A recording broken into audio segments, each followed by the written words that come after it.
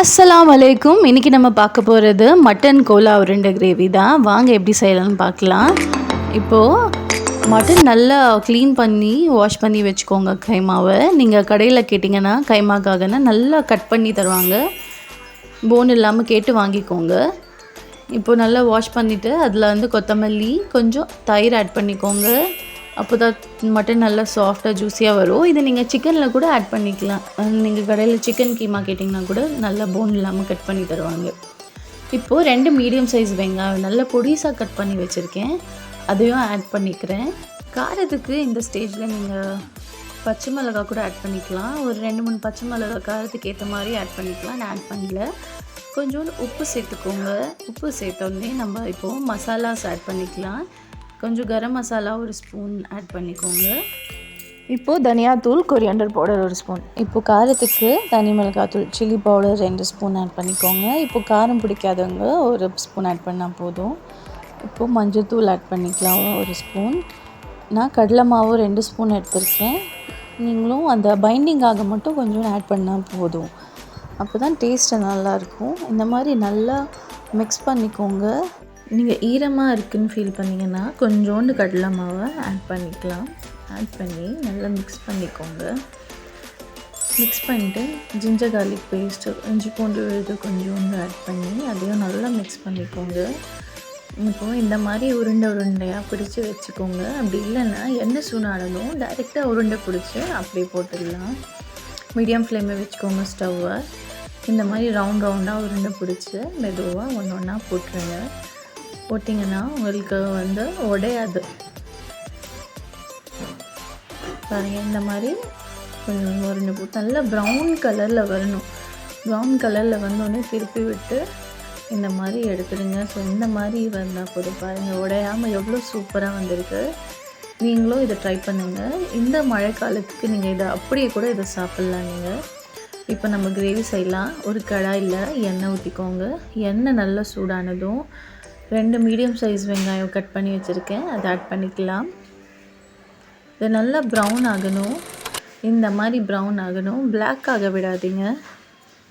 இப்போ ப்ரௌன் ஆகிடுச்சு. இப்போது இஞ்சி பூண்டு பேஸ்ட் ஆட் பண்ணிக்கோங்க. இப்போ நல்லா அதை வதக்கிக்கலாம், அந்த ஸ்மெல் போகிற வரைக்கும். இப்போ நல்லா வதக்கணும். நல்லா வதக்கிட்டு போக்கோங்க.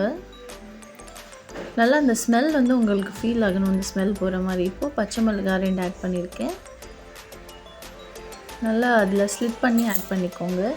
கொஞ்சம் கொத்தமல்லி இலை ஆட் பண்ணிக்கோங்க. இது வந்து உங்களுக்கு ஃப்ளேவர் சூப்பராக இருக்கும், டேஸ்ட். இப்போது சில்லி பவுடர் 1 ஸ்பூன் ஆட் பண்ணிக்கலாம். காரம் பிடிக்கும்னா 2 ஸ்பூன் ஆட் பண்ணிக்கோங்க. நான் 2 ஸ்பூன் ஆட் பண்ணியிருக்கேன். மஞ்சள்தூள் ஆட் பண்ணிக்கோங்க.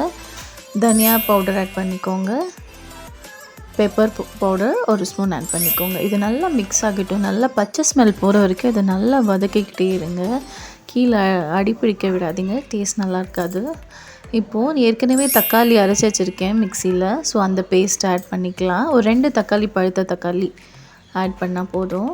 இப்போ அதையும் சேர்த்து நல்லா பச்சை ஸ்மெல் போகிற வரைக்கும் நல்லா மிக்ஸ் பண்ணிக்கலாம். நம்ம ஏன் அரைச்சி ஆட் பண்ணுறோன்னா தக்காளியை நல்லா ஒரு கிரேவி கன்சிஸ்டன்சியில் நம்மளுக்கு திக்காக கிடைக்கும். இப்போது கொஞ்சம் உப்பு சேர்த்துருக்கேன், 2 ஸ்பூன். உங்களுக்கு தேவை எவ்வளோ அந்த மாதிரி நீங்கள் ஆட் பண்ணிக்கலாம். இப்போ நல்லா அதை வதக்குங்க. நல்லா அந்த ஸ்மெல் போகணும், தக்காளி பச்சை ஸ்மெல் போகிற வரைக்கும் வதக்கிட்டு, இப்போ நம்ம ஃப்ரை பண்ணி வச்சுருந்த மட்டன் பால்ஸ், மட்டன் உருண்டையை ஆட் பண்ணிக்கலாம். பாருங்கள், உடையாமல் எப்படி சூப்பராக வந்திருக்கு. இந்த ஸ்டேஜில் நல்லா அதை மிக்ஸ் பண்ணிக்கிட்டே இருங்க. டேஸ்ட்டே சூப்பராக ஃப்ளேவர்ஃபுல்லாக இருக்குது. கலர் பாருங்கள், இந்த மாதிரி எவ்வளோ சூப்பராக இருக்குது. இப்போது தேங்காய் வந்து அரைச்சி வச்சுருக்கேன். இது வந்து தேங்காய் பேஸ்ட், அதை ஆட் பண்ணிக்கலாம். தேங்காய் பேஸ்ட் எதுக்குன்னா நல்லா அந்த உங்களுக்கு ரிச்சான க்ரீமி டெக்ஸ்சரில் கிடைக்கும் தேங்காய் பேஸ்ட். கொஞ்சோண்டு அந்த ஜார்லேயே தண்ணி ஊற்றி கொஞ்சோண்டு தண்ணி சேர்த்துக்கோங்க. இந்த மாதிரி நல்லா அதை மிக்ஸ் பண்ணுங்கள். சூப்பராக நம்ம கிரேவி மிக்ஸ் ஆகிடுச்சு. இதே மாதிரி மிக்ஸ் பண்ணிகிட்டே இருக்கீங்க. பொறுமையாக மிக்ஸ் பண்ணுங்கள், இல்லைனா அந்த பால்ஸ் உடைஞ்சிரும். இப்போ மூடி போட்டு ஒரு 10-15 மினிட்ஸ் நல்லா வேகட்டும். வெந்தோடனே நம்மளோட பாருங்கள் சூப்பராக ரெடி ஆகிடுச்சு. இதை வந்து கொத்தமல்லி தூவி நீங்கள் சர்வ் பண்ணிக்கலாம். இந்த கிரேவியை நீங்கள் ரைஸோட, சப்பாத்தியோட சூப்பராக இருக்கும்.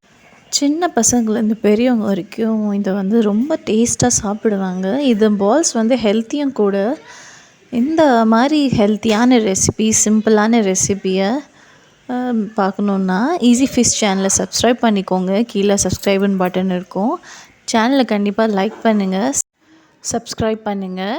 உங்களுக்கு இந்த டிஷ் பிடிச்சிருந்தா கண்டிப்பாக வீட்டில் ட்ரை பண்ணிவிட்டு எப்படி இருக்குன்னு கமெண்ட் பண்ணுங்கள். நிறைய பேர் சப்ஸ்கிரைப் பண்ணாமல் பார்க்குறீங்க, கண்டிப்பாக சப்போர்ட் பண்ணுங்கள். தேங்க்யூ.